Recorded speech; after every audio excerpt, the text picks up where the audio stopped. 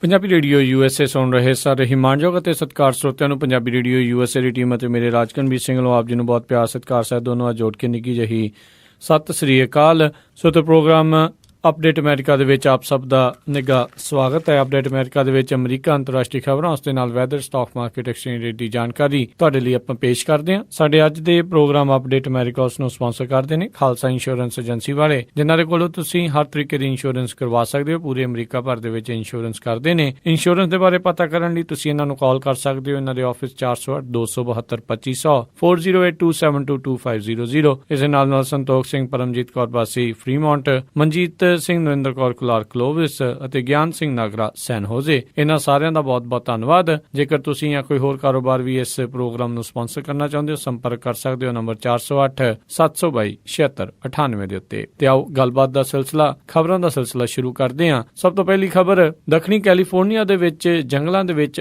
ਅੱਗ ਬੇਕਾਬੂ ਤਰੀਕੇ ਦੇ ਨਾਲ ਚੱਲ ਰਹੀ ਹੈ। ਹੁਣ ਤੱਕ ਇਹ ਅੱਗ 25,000 ਏਕੜ ਤੋਂ ਵੱਧ ਫੈਲ ਚੁੱਕੀ ਹੈ। ਇਸ ਅੱਗ ਕਰਕੇ ਹਜ਼ਾਰਾਂ ਘਰਾਂ ਨੂੰ ਖਤਰਾ ਬਣਿਆ ਹੋਇਆ ਹੈ। ਕੈਲੀਫੋਰਨੀਆ ਜੋ ਕਿ ਸੋਕੇ ਦੀ ਮਾਰ ਹੇਠਾਂ ਹੈ, ਇਸ ਕਰਕੇ ਅੱਗ ਲਗਾਤਾਰ ਹੋਰ ਫੈਲ ਰਹੀ ਹੈ। ਪਿਛਲੇ ਕਾਫੀ ਸਾਲਾਂ ਤੋਂ ਲਗਾਤਾਰ ਭਿਆਨਕ ਅੱਗਾਂ ਲੱਗ ਰਹੀਆਂ ਹਨ। ਹੁਣ ਇਸ ਅੱਗ ਦੇ ਕਰਕੇ ਤਕਰੀਬਨ 34,000 ਘਰ ਅਤੇ 90,000 ਤੋਂ ਵੱਧ ਲੋਕਾਂ ਨੂੰ ਸੁਰੱਖਿਅਤ ਥਾਵਾਂ ਤੇ ਜਾਣ ਦੇ ਲਈ ਆਖਿਆ ਜਾ ਸਕਦਾ ਆ। ਇਹ ਅੱਗ ਕਿਸ ਕਰਕੇ ਲੱਗੀ ਆ, ਅਜੇ ਇਸ ਦੇ ਬਾਰੇ ਕੋਈ ਜਾਣਕਾਰੀ ਪ੍ਰਾਪਤ ਨਹੀਂ ਹੋਈ। ਇਕੱਲੀ ਦੱਖਣੀ ਕੈਲੀਫੋਰਨੀਆ ਵਿੱਚ ਨਹੀਂ, ਬਲਕਿ ਉੱਤਰੀ ਕੈਲੀਫੋਰਨੀਆ ਦੇ ਵਿੱਚ ਵੀ ਅੱਗ ਲੱਗੀ ਹੋਈ ਆ। ਇਹਨਾਂ ਸਾਰੀਆਂ ਹੀ ਅੱਗਾਂ ਨੂੰ ਕਾਬੂ ਪਾਉਣ ਦੇ ਲਈ ਫਾਇਰ ਫਾਈਟਰ ਲਗਾਤਾਰ 24 ਘੰਟੇ ਕੰਮ ਕਰ ਰਹੇ ਨੇ। ਉੱਤਰੀ ਕੈਲੀਫੋਰਨੀਆ ਦੇ ਵਿੱਚ ਇੱਕ ਬੰਦੇ ਦੇ ਦੁਆਰਾ ਇਹ ਅੱਗ ਲਾਈ ਗਈ ਸੀਗੀ। ਉਸ ਬੰਦੇ ਨੂੰ ਅਧਿਕਾਰੀਆਂ ਵੱਲੋਂ ਗ੍ਰਿਫਤਾਰ ਕਰ ਲਿਆ ਗਿਆ ਆ। ਉਸ ਨੇ ਇਸ ਤੋਂ ਪਹਿਲਾਂ ਕਈ ਹੋਰ ਥਾਵਾਂ ਦੇ ਉੱਤੇ ਵੀ ਜਾਣਬੁੱਝ ਕੇ ਅੱਗ ਲਗਾਈ ਸੀ। ਪੂਰੇ ਅਮਰੀਕਾ ਭਰ ਦੇ ਵਿੱਚ ਪਿਛਲੇ 30 ਦਿਨਾਂ ਦੇ ਵਿੱਚ ਲੱਖਾਂ ਹੀ ਏਕੜ ਅੱਗ ਦੀ ਚਪੇਟ ਦੇ ਵਿੱਚ ਰਹੇ ਹਨ। ਰਿਪਬਲਿਕਨ ਪਾਰਟੀ ਦੇ ਉਮੀਦਵਾਰ ਡੋਨਾਲਡ ਟਰੰਪ ਨੇ ਆਪਣੇ ਕੈਂਪੇਨ ਦੇ ਵਿੱਚ ਭਾਰੀ ਫੇਰਬਦਲ ਕੀਤਾ ਹੈ। ਕਾਫੀ ਲੋਕਾਂ ਦਾ ਮੰਨਣਾ ਹੈ ਵੀ ਡੋਨਾਲਡ ਟਰੰਪ ਉਹਨਾਂ ਦਾ ਕੈਂਪੇਨ ਪਿਛਲੇ ਕੁਝ ਸਮੇਂ ਤੋਂ ਪਛੜ ਰਿਹਾ ਆ। 3 ਮਹੀਨੇ ਤੋਂ ਘੱਟ ਸਮਾਂ ਰਹਿ ਗਿਆ ਹੈ ਨਵੰਬਰ ਦੀਆਂ ਜਨਰਲ ਇਲੈਕਸ਼ਨਜ਼ ਦੇ ਵਿੱਚ। ਇਸੇ ਨੂੰ ਦੇਖਦੇ ਹੋਏ ਉਹਨਾਂ ਨੇ ਬ੍ਰੇਟਬਾਰਟ ਨਿਊਜ਼ ਦੇ ਚੇਅਰਮੈਨ ਸਟੀਵ ਬੈਨਨ ਉਹਨਾਂ ਨੂੰ ਐਗਜ਼ੀਕਿਊਟਿਵ ਚੇਅਰਮੈਨ ਅਤੇ ਕੈਲੀਐਨ ਕੌਨਵੇ ਉਹਨਾਂ ਨੂੰ ਚੀਫ ਐਗਜ਼ੀਕਿਊਟਿਵ ਦੇ ਅਹੁਦਿਆਂ ਦੇ ਉੱਤੇ ਲਾਇਆ ਆ। ਇਹ ਦੋਨੋਂ ਹੀ ਜਾਣੇ ਡੋਨਾਲਡ ਟਰੰਪ ਆ, ਉਹਨਾਂ ਨੂੰ ਆਪਣੇ ਕੈਂਪੇਨ ਦੇ ਲਈ ਐਡਵਾਈਜ਼ਿੰਗ ਦੇਣਗੇ। ਇਸ ਦੇ ਨਾਲ ਨਾਲ ਫੌਕਸ ਨਿਊਜ਼ ਦੇ ਹੈਡ ਰਹਿ ਚੁੱਕੇ ਰੋਜਰ ਏਲਜ਼, ਉਹ ਵੀ ਡੋਨਾਲਡ ਟਰੰਪ ਆ ਉਹਨਾਂ ਦੇ ਲਈ ਕੰਮ ਕਰਨਗੇ ਤੇ ਉਹ ਉਹਨਾਂ ਨੂੰ ਪ੍ਰੈਜ਼ੀਡੈਂਸ਼ੀਅਲ ਡਿਬੇਟਸ ਦੇ ਲਈ ਤਿਆਰੀ ਕਰਵਾਉਣਗੇ। ਜ਼ਿਕਰ ਜੋ ਗੱਲ ਹੈ ਵੀ ਸਟੀਵ ਬੈਨਨ ਉਹ GOP ਦੇ ਖਿਲਾਫ ਹਮੇਸ਼ਾ ਬੋਲਦੇ ਰਹੇ ਨੇ। 2 ਮਹੀਨੇ ਪਹਿਲਾਂ ਡੋਨਾਲਡ ਟਰੰਪ ਉਹਨਾਂ ਨੇ ਆਪਣੇ ਉਸ ਟਾਈਮ ਦੇ ਕੈਂਪੇਨ ਮੈਨੇਜਰ ਕੋਰੇ ਲੈਵੈਂਡੋਸਕੀ ਉਹਨਾਂ ਨੂੰ ਫਾਇਰ ਕੀਤਾ ਸੀ। ਡੋਨਾਲਡ ਟਰੰਪ ਦੇ ਕੈਂਪੇਨ ਦੇ ਮੈਨਫੋਰਟ, ਜਿਨ੍ਹਾਂ ਦਾ ਨਾਮ ਯੂਕਰੇਨ ਕੈਸ਼ ਡੀਲ ਦੇ ਵਿੱਚ ਆ ਰਿਹਾ ਆ, ਡੋਨਾਲਡ ਟਰੰਪ ਆਪਣੇ ਆਪ ਨੂੰ ਮੈਨਫੋਰਟ ਤੋਂ ਦੂਰ ਕਰਨ ਦੀਆਂ ਕੋਸ਼ਿਸ਼ਾਂ ਕਰ ਰਹੇ ਨੇ। ਇਸ ਫੇਰਬਦਲ ਦੇ ਉੱਤੇ ਹਿਲਰੀ ਕਲਿੰਟਨ ਉਹਨਾਂ ਨੇ ਇਹ ਪ੍ਰਤੀਕਿਰਿਆ ਜ਼ਾਹਿਰ ਕੀਤੀ ਵੀ ਉਹ ਚਾਹੇ ਆਪਣੇ ਕੈਂਪੇਨ ਦੇ ਵਿੱਚ ਜਿਸ ਨੂੰ ਮਰਜ਼ੀ ਬਦਲ ਲੈਣ, ਉਹ ਅੰਦਰੋਂ ਡੋਨਾਲਡ ਟਰੰਪ ਸੇਮ ਬੰਦਾ ਹੀ ਰਹੇਗਾ। ਹਿਲਰੀ ਕਲਿੰਟਨ ਮੁੱਢ ਤੋਂ ਹੀ ਇਹ ਕਹਿੰਦੇ ਆ ਰਹੇ ਨੇ ਵੀ ਡੋਨਾਲਡ ਟਰੰਪ ਪ੍ਰੈਜ਼ੀਡੈਂਸੀ ਦੇ ਲਈ ਅਨਫਿਟ ਨੇ, ਅਨਕੇਪੇਬਲ ਨੇ, ਤੇ ਉਹੀ ਆਪਣੇ ਇਸ ਬਿਆਨ ਦੇ ਵਿੱਚ ਜ਼ਾਹਰ ਕਰਨਾ ਚਾਹੁੰਦੇ ਸੀ। ਹਿਲਰੀ ਕਲਿੰਟਨ ਨੇ ਡੋਨਾਲਡ ਟਰੰਪ ਦੇ ਟੈਕਸ ਪ੍ਰਪੋਜ਼ਲ ਦੇ ਉੱਤੇ ਇਦਾਂ ਆਖਿਆ ਵੀ ਉਹਨਾਂ ਦੇ ਆਪਣੇ ਟੈਕਸ ਪ੍ਰਪੋਜ਼ਲ ਦੇ ਵਿੱਚ ਡੋਨਾਲਡ ਟਰੰਪ ਇੱਕ ਮਿਡਲ ਕਲਾਸ ਫੈਮਿਲੀ ਨਾਲੋਂ ਘੱਟ ਟੈਕਸ ਦੇਣ ਬਾਰੇ ਸੋਚ ਰਹੇ ਨੇ। ਉਹਦੇ ਡੋਨਾਲਡ ਟਰੰਪ ਉਹਨਾਂ ਨੇ ਹਿਲਰੀ ਕਲਿੰਟਨ ਦੇ ਟੈਕਸ ਪ੍ਰਪੋਜ਼ਲ ਦੇ ਉੱਤੇ ਆਖਿਆ ਵੀ ਇਹਨਾਂ ਪਾਲਿਸੀਆਂ ਕਰਕੇ ਲੋਕ ਆਪਣੀ ਆਮਦਨ ਦੇ ਵਿੱਚ ਵਾਧਾ ਕਰਨ ਦੇ ਵਿੱਚ ਅਸਫਲ ਰਹੇ ਨੇ ਤੇ ਇਕਨੋਮੀ ਸਟੈਗਨੈਂਟ ਹੋ ਚੁੱਕੀ ਆ। 64% ਅਮਰੀਕਨ ਇਹ ਸੋਚਦੇ ਨੇ ਵੀ ਕਾਰਪੋਰੇਸ਼ਨਸ ਜਿਹੜੀਆਂ ਆ ਉਹ ਜਿੰਨਾ ਟੈਕਸ ਬਣਦਾ ਆ ਉਸ ਦੇ ਨਾਲੋਂ ਕਾਫੀ ਘੱਟ ਟੈਕਸ ਪੇ ਕਰਦੀਆਂ ਨੇ ਟੈਕਸ ਲੂਪ ਹੋਲਸ ਦੇ ਕਰਕੇ। ਪਿਛਲੇ ਦਿਨਾਂ ਦੇ ਵਿੱਚ ਕੁਝ ਅਮਰੀਕੀ ਨਾਗਰਿਕ ਜਿਨ੍ਹਾਂ ਨੂੰ ਈਰਾਨ ਦੀਆਂ ਜੇਲ੍ਹਾਂ ਦੇ ਵਿੱਚੋਂ ਛੁਡਾਇਆ ਗਿਆ ਸੀ, ਜਿਸ ਦੇ ਬਾਬਤ ਇਹ ਗੱਲਾਂ ਚੱਲ ਰਹੀਆਂ ਸੀ ਵੀ ਅਮਰੀਕਾ ਨੇ $400 ਮਿਲੀਅਨ ਈਰਾਨ ਨੂੰ ਪੇ ਕੀਤੇ ਨੇ ਉਹਨਾਂ ਅਮਰੀਕੀ ਨਾਗਰਿਕਾਂ ਦੀ ਰਿਹਾਈ ਵਾਸਤੇ। ਉਸ ਦੇ ਵਿੱਚ ਇਹ ਗੱਲ ਸਾਹਮਣੇ ਆ ਰਹੀ ਹੈ ਵੀ ਅਮਰੀਕਾ ਨੇ $400 ਮਿਲੀਅਨ ਉਨੀ ਦੇਰ ਤੱਕ ਨਹੀਂ ਦਿੱਤੇ ਸੀਗੇ ਜਿੰਨੀ ਦੇਰ ਤੱਕ ਅਮਰੀਕੀ ਨਾਗਰਿਕ ਉੱਥੋਂ ਬਾਹਰ ਨਹੀਂ ਆ ਗਏ। 17 ਜਨਵਰੀ ਨੂੰ ਤਹਿਰਾਨ ਦੇ ਵਿੱਚੋਂ ਇਹਨਾਂ 3 ਅਮਰੀਕੀ ਨਾਗਰਿਕਾਂ ਨੂੰ ਸਵਿਸ 에ਅਰ ਫੋਰਸ ਪਲੇਨ ਉਹ ਲੈ ਕੇ ਆਏ ਸਨ। ਇਹ ਕਿਹਾ ਜਾ ਰਿਹਾ ਹੈ ਵੀ ਇਹ $400 ਮਿਲੀਅਨ ਈਰਾਨ ਨੂੰ ਉਹਨਾਂ ਦੇ ਕਾਰਗੋ ਪਲੇਨ ਦੇ ਵਿੱਚ ਘੱਲਿਆ ਗਿਆ। ਕਾਫੀ ਪੋਲੀਟੀਕਲ ਮਾਹਰਾਂ ਦਾ ਇਹ ਮੰਨਣਾ ਹੈ ਵੀ ਇਹਨਾਂ ਕਰਕੇ ਹੀ ਅਮਰੀਕਾ ਨੇ ਈਰਾਨ ਦੇ ਉੱਤੋਂ ਕਾਫੀ ਫਾਈਨੈਂਸ਼ੀਅਲ ਪਾਬੰਦੀਆਂ ਉਸ ਨੂੰ ਥੋੜੀ ਢਿੱਲ ਦਿੱਤੀ ਆ। ਕਈ ਲੋਕਾਂ ਦਾ ਇਹ ਵੀ ਮੰਨਣਾ ਹੈ ਵੀ ਈਰਾਨ ਦੇ ਨਾਲ ਇਹ ਕੀਤੀ ਗਈ ਡੀਲ ਓਬਾਮਾ ਐਡਮਿਨਿਸਟ੍ਰੇਸ਼ਨ ਦੀ ਨਾਕਾਮੀ ਸਾਬਤ ਹੋਈ ਆ, ਜਦਕਿ ਕਈਆਂ ਦਾ ਇਹ ਕਹਿਣਾ ਆ ਵੀ ਅਮਰੀਕੀ ਨਾਗਰਿਕਾਂ ਨੂੰ ਕਿਸੇ ਵੀ ਹਾਲਾਤ ਦੇ ਵਿੱਚ ਸੁਰੱਖਿਅਤ ਵਾਪਸ ਲਿਆਉਣ ਦੇ ਲਈ ਕੁਝ ਵੀ ਕਰਨਾ ਜਾਇਜ਼ ਆ। ਜ਼ਿਕਰਯੋਗ ਗੱਲ ਹੈ ਵੀ 17 ਜਨਵਰੀ ਨੂੰ ਜਦ ਇਹ ਐਕਸਚੇਂਜ ਹੋਇਆ ਉਸ ਤੋਂ ਪਹਿਲਾਂ ਈਰਾਨ ਦੀ ਕੋਈ ਵੀ ਹਵਾਈ ਸੇਵਾ ਈਰਾਨ 에ਅਰ ਉਹ ਅਮਰੀਕਾ ਦੇ ਵਿੱਚ ਲੈਂਡ ਨਹੀਂ ਸੀ ਕਰ ਸਕਦੀ ਤੇ 16 ਜਨਵਰੀ ਨੂੰ ਇਹ ਸੈਂਕਸ਼ਨਜ਼ ਹਟਾਈਆਂ ਗਈਆਂ ਸੀ ਤਾਂ ਜੋ ਉਹਨਾਂ ਦਾ ਕਾਰਗੋ ਪਲੇਨ ਆ ਕੇ $400 ਮਿਲੀਅਨ ਲੈ ਕੇ ਜਾ ਸਕੇ।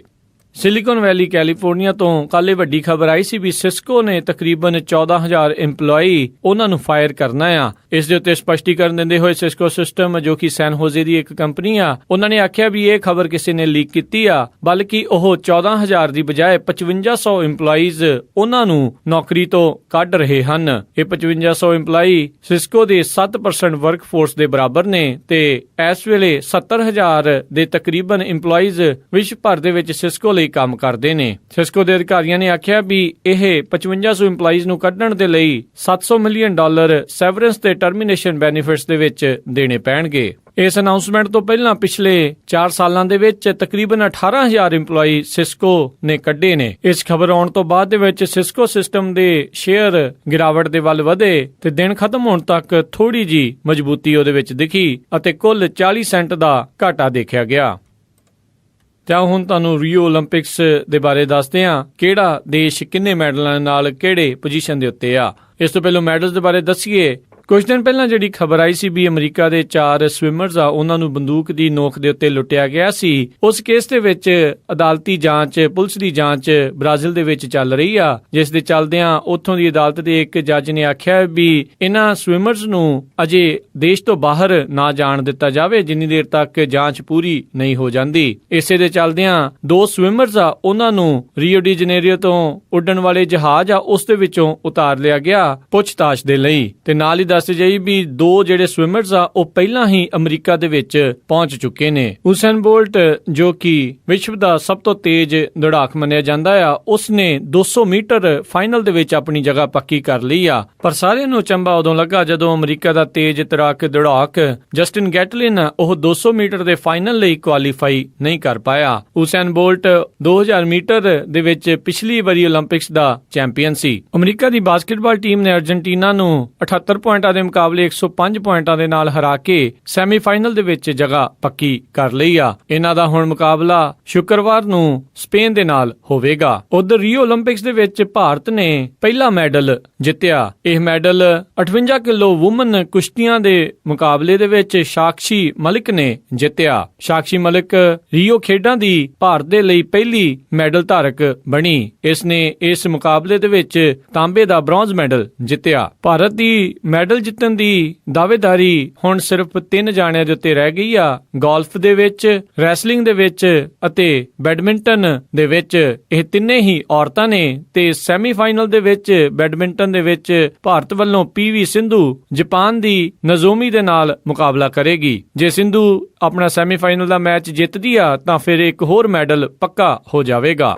ਤੇ ਖਬਰਾਂ ਦੇ ਬੁਲਟਨ ਕਰਦੇ ਜੇ ਦੱਸਦੇ ਜੇ ਵੀ ਇਸ ਮੌਕੇ ਦੇ ਉੱਤੇ ਕਿਹੜਾ ਦੇਸ਼ ਕਿੰਨੇ ਮੈਡਲਾਂ ਦੇ ਨਾਲ ਚੱਲ ਰਿਹਾ ਆ। ਅਮਰੀਕਾ ਇਸ ਟਾਈਮ ਪਹਿਲੇ ਨੰਬਰ ਤੇ ਚੱਲ ਰਿਹਾ, 30 골ਡ, 32 ਸਿਲਵਰ, 31 ਬ੍ਰੌਂਜ਼ ਮੈਡਲ, ਕੁੱਲ 93 ਮੈਡਲਸ ਦੇ ਨਾਲ। ਦੂਜੇ ਨੰਬਰ ਦੇ ਉੱਤੇ ਗ੍ਰੇਟ ਬ੍ਰਿਟੇਨ 19 골ਡ ਮੈਡਲ ਦੇ ਨਾਲ ਕੁੱਲ 50 ਮੈਡਲਾਂ ਦੇ ਨਾਲ ਦੂਜੇ ਨੰਬਰ ਤੇ। ਚਾਈਨਾ 19 골ਡ ਮੈਡਲ, 15 ਸਿਲਵਰ, 20 ਬ੍ਰੌਂਜ਼, ਕੁੱਲ 54 ਮੈਡਲਾਂ ਦੇ ਨਾਲ ਤੀਜੇ ਨੰਬਰ ਦੇ ਉੱਤੇ ਚੱਲ ਰਿਹਾ ਆ। ਹੁਣ ਤੱਕ 70 ਦੇਸ਼ਾਂ ਨੇ ਮੈਡਲ ਜਿੱਤ ਲਏ ਨੇ। ਤੁਸੀਂ ਸੁਣ ਰਹੇ ਸੀ ਆਪਾਂ ਅੱਜ ਦੀਆਂ ਕੁਝ ਅਹਿਮ ਖਬਰਾਂ। ਹੁਣ ਤੁਹਾਨੂੰ weather, stock market, exchange rate ਦੀ ਜਾਣਕਾਰੀ ਬਾਰੇ ਦੱਸਦੇ ਹਾਂ। ਸ਼ੁਰੂਆਤ ਕਰਦੇ ਹਾਂ ਵੈਦਰ ਰਿਪੋਰਟ ਤੋਂ, ਜਿੱਥੇ ਕਿ ਵੀਰਵਾਰ ਨੂੰ ਸੈਨ ਹੋਜ਼ੇ ਦੇ ਵਿੱਚ 83 ਡਿਗਰੀ ਹਾਈ 60 ਡਿਗਰੀ ਲੋ, ਸੈਨ ਫਰਾਂਸਿਸਕੋ ਵਿੱਚ 65 ਡਿਗਰੀ ਹਾਈ 56 ਡਿਗਰੀ ਲੋ, ਸੈਕਰਾਮੈਂਟੋ ਵਿੱਚ 96 ਡਿਗਰੀ ਹਾਈ 62 ਡਿਗਰੀ ਲੋ, ਯੂਬਾ ਸਿਟੀ ਵਿੱਚ 99 ਡਿਗਰੀ ਹਾਈ 64 ਡਿਗਰੀ ਲੋ, ਸਟਾਕਟਨ ਵਿੱਚ 96 ਡਿਗਰੀ ਹਾਈ 62 ਡਿਗਰੀ ਲੋ, ਟ੍ਰੇਸੀ ਵਿੱਚ 98 ਡਿਗਰੀ ਹਾਈ 64 ਡਿਗਰੀ ਲੋ, ਮੋਡੈਸਟੋ ਵਿੱਚ 99 ਡਿਗਰੀ ਹਾਈ 65 ਡਿਗਰੀ ਲੋ, ਫ੍ਰੈਜ਼ਨੋ ਵਿੱਚ 104 ਡਿਗਰੀ ਹਾਈ 68 ਡਿਗਰੀ ਲੋ, Bakersfield ਵਿੱਚ 107 degree high 73 degree ਲੋ, Las Angeles ਦੇ ਵਿੱਚ 82 degree high 63 degree ਲੋ, turkey ਵਿੱਚ 86 degree high 48 degree ਲੋ, south lake Tahoe ਦੇ ਵਿੱਚ 82 degree high 48 degree ਲੋ, Portland Oregon 'ਚ 100 degree high 66 degree ਲੋ, Seattle Washington ਦੇ ਵਿੱਚ 87 ਡਿਗਰੀ ਹਾਈ 63 ਡਿਗਰੀ ਲੋ, ਫਲੈਗਸਟਾਫ Arizona 'ਚ 72 ਡਿਗਰੀ ਹਾਈ 50 ਡਿਗਰੀ ਲੋ, 60% chance ਨੇ ਮੀਂਹ ਪੈਣ ਦੇ, ਸਾਲਟ ਲੇਕ ਸਿਟੀ ਯੂਟਾ ਦੇ ਵਿੱਚ 94 degree high 66 degree low, Chicago Illinois ਦੇ ਵਿੱਚ 84 degree high 71 degree low, 50% chance ਨੇ ਮੀਂਹ ਪੈਣ ਦੇ, ਨਿਊਯਾਰਕ ਵਿੱਚ 84 degree high 75 degree low, 40% chance ਨੇ ਮੀਂਹ ਪੈਣ ਦੇ, ਟੋਰਾਂਟੋ ਕੈਨੇਡਾ ਦੇ ਵਿੱਚ 28 degree high 18 degree low, Winnipeg ਦੇ ਵਿੱਚ 26 degree Celsius high 14 degree Celsius low, thunderstorm ਆ ਸਕਦੇ ਨੇ, ਕੈਲਗਰੀ ਦੇ ਵਿੱਚ 17 degree Celsius high 8 degree Celsius low, thunderstorm ਆਉਣ ਦੇ ਅਸਾਰ ਨੇ, ਵੈਨਕੂਵਰ ਦੇ ਵਿੱਚ 27 degree Celsius high 17 degree Celsius low, Amritsar Punjab ਦੇ ਵਿੱਚ 37 degree Celsius high 27 degree Celsius low, Melbourne Australia ਦੇ ਵਿੱਚ 14 degree Celsius high 6 degree Celsius low, ਮੀਂਹ ਪੈ ਸਕਦਾ ਆ, ਲੰਡਨ ਯੂਕੇ ਦੇ ਵਿੱਚ 23 degree Celsius high 14 degree Celsius low, Berlin Germany 'ਚ 21 degree Celsius high 10 degree Celsius low, Paris France ਦੇ ਵਿੱਚ 26 degree Celsius high 15 degree Celsius low, thunderstorm ਆਉਣ ਦੇ ਅਸਾਰ ਨੇ। ਤਾਂ ਹੋਈ ਸੀਗੀ ਵੈਦਰ ਰਿਪੋਰਟ। ਹੁਣ ਤੁਹਾਨੂੰ ਸਟਾਕ ਰਿਪੋਰਟ ਦੀ ਜਾਣਕਾਰੀ ਦਿੰਦੇ ਆ। ਅੱਜ ਬੁੱਧਵਾਰ ਦੀ ਕਲੋਜ਼ਿੰਗ ਤੱਕ ਡਾਊ ਜੋਨਸ ਦੇ ਵਿੱਚ 22 ਪੁਆਇੰਟਾਂ ਦਾ ਵਾਧਾ ਦੇਖਿਆ ਗਿਆ, 18,574 ਤੇ ਮਾਰਕੀਟ ਕਲੋਜ਼ ਹੋਈ। ਨੈਸਡੈਕ ਦੇ ਵਿੱਚ 2 ਪੁਆਇੰਟਾਂ ਦਾ ਵਾਧਾ ਹੋਇਆ, 5228 ਦੇ ਉੱਤੇ ਮਾਰਕੀਟ ਕਲੋਜ਼ ਹੋਈ। S&P ਦੇ ਵਿੱਚ 4 ਪੁਆਇੰਟ ਵਧੇ, 2182 ਤੇ ਮਾਰਕੀਟ ਕਲੋਜ਼ ਹੋਈ। ਵਿਲਸ਼ਾਇਰ 5000 ਦੇ ਵਿੱਚ